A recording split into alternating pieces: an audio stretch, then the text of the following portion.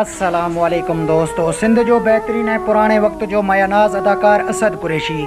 अदाकार असद कुरैशी केरु आहे ऐं किथां जो आहे? अदाकार असद कुरैशी कीअं मशहूरु थियो?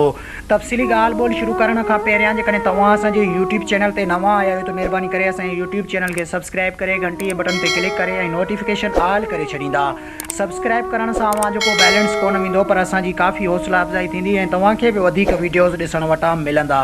हलूं था पंहिंजे मेन टॉपिक तरफ़। त असद कुरैशी 1 मई 1955 ईस्वी में शिकारपुर में इलाही बख़्श कुरैशी जे घर में जनम वरितो। असद कुरैशी इंटर ताईं तालीम शिकारपुर मां हासिलु कयईं। 1976 ईस्वी दारे सिंध यूनिवर्सिटी मां इक़्तिसादियत में ग्रेजुएशन कयईं।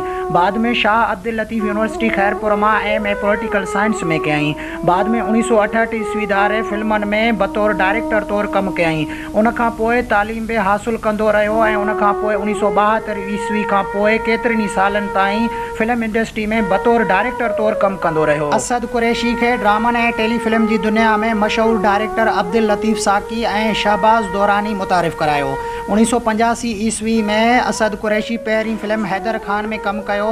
उनखां पोइ नादर गोहर, जीए लतीफ़, शहीद असद कुरैशी PTV ते बि केतिरनि ई ड्रामनि में कमु कयो, जंहिंमें धोबन, मारवी, बदनसीब, थरी, सोनेती, बाख, आड़ा ऐं ॿिया बि केतिरा ई ड्रामा हुआ। असद कुरैशी PTV ते समी बलोच जे डायरेक्शन हेठि कमु कयो। असद कुरैशी रेडियो पाकिस्तान ते बि कमु कयो। उन वक़्तु जॾहिं सिंधी चैनल KTN मुतारिफ़ थियो त असद कुरैशी KTN ते बि केतिरा ई फिल्म ऐं ड्रामा कया, जंहिंमें सिंधी टेलीफिल्म दरिया पार जो लेखक ऐं हीरो बि पाण हो।